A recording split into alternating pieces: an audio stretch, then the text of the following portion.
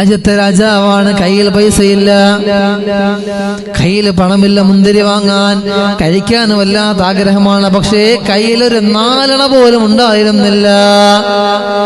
അങ്ങാര് എന്നറിയില്ലേ, അങ്ങീ നാട്ടിലെ രാജാവല്ലേ, അങ്ങ് വെറും 4 അണയില്ല യാചകനാണെന്നോ.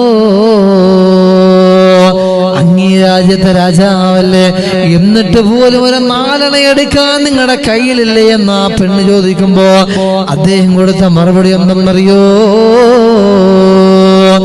പ്രാണസഖി, നന്നായറിയാം ഞാൻ ഈ നാട്ടിലെ മീറാണെന്ന്, എന്നാലും എന്റേതായൊരു ദൃഹവുമില്ല പ്രിയേ.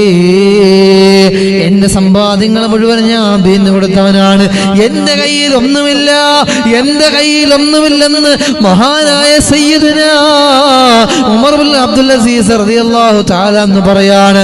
അവർക്ക് വേണമെങ്കിൽ എത്ര വേണമെങ്കിലും എടുക്കാൻ ചോദിക്കാൻ ആരുമില്ല, അവർക്ക് വേണമെങ്കിൽ എത്ര വേണമെങ്കിലും അവർക്ക് എടുക്കാം, ആരും ചോദിക്കാനില്ല. അവർ രാജാവാണ്. പക്ഷേ നാളെ പടച്ചോന് മുമ്പിൽ കണക്ക് പറയേണ്ടി വരുമല്ലോ. ഈ ചിന്തയായിരുന്നു ബഹുമാനപ്പെട്ടവരുടെ ഹൃദയത്തിന്റെ ഉള്ളിലേക്ക് കടന്നു വന്നത്. പ്രിയപ്പെട്ടവരെ,